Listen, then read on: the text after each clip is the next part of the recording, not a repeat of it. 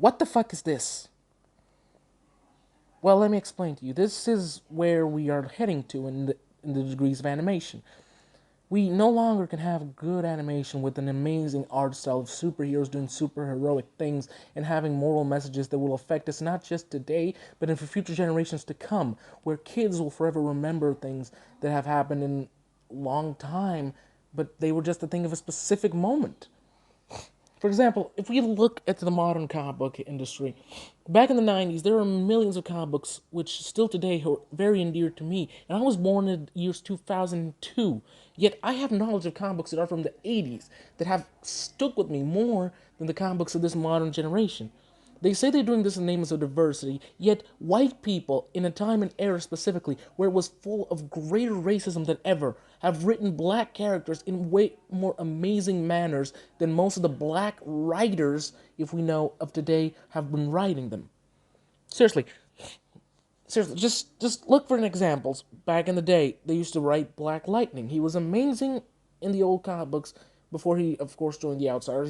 He had his own run, which was great, and it was written by a white guy. A white guy did it, and he was a good character. Now compare that comic book to the one we have today, and it's pretty much awful. Specifically, if you follow the CW Black Lightning show, which is awful. Pretty much everything on CW is a piece of shit. And I want you to look at this image of the Superman cartoon. What's its name again? Something about my adventures with Superman. Look at it specifically. Look at Clark. He seems built, but he seems like some kind of beta male asshole, and probably is a cuck who loves to take it from Lois from behind, if you get what I mean. And also look at Lois. She looks a lot like another cartoon character from something different. If y'all have ever seen the Owl House, you know what I'm talking about. She does not look like Lois Lane because again, Lois Lane is a symbol of beauty, yet of own personal strength. She was a beautiful woman, a very beautiful woman. I mean, come on, she got the eyes of Superman, and this guy works with Wonder Woman, Hawk Girl, pretty much all the hottest women in the world. She literally has to look amazingly insane. I'm just saying, Lois has to look like a goddess among humans, literally compared to those kinds of people Clark meets. I mean, for Christ's sakes, he literally fought an alien queen who wanted to marry him because he was in love with Lois. Damn it.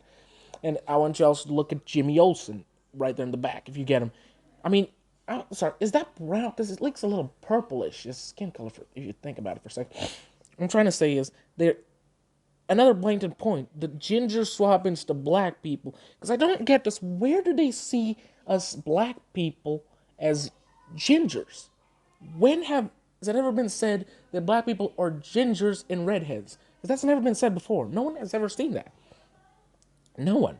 And it's kind of weird they're pandering to black people by turning every ginger black when gingers are actually the world minority themselves.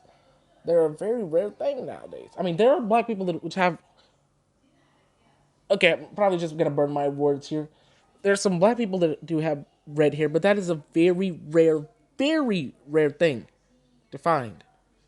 So, but gingers are a very small minority. I mean, I would be okay if they at least turned a ginger character black, but at least gave them the red hair because they were literally trying to at least represent black people, at least gingered black people, because that is a thing. Yes. So turn his goddamn hair red, and we'll be okay with this. These characters have a meaning. They have been loved for years. People recognize them the way they recognize them. So, on itself, why alter them from what we know to this horrible, different design? As you can all see, this resembles great amounts from the old She-Ra cartoon from Netflix. The most recent one, not the old one from the 90s and so on, was amazing. It was good, had a good story, and the characters were great. This one, on the other side, the one from modernly the new She-Ra, if you all see, that one was awful.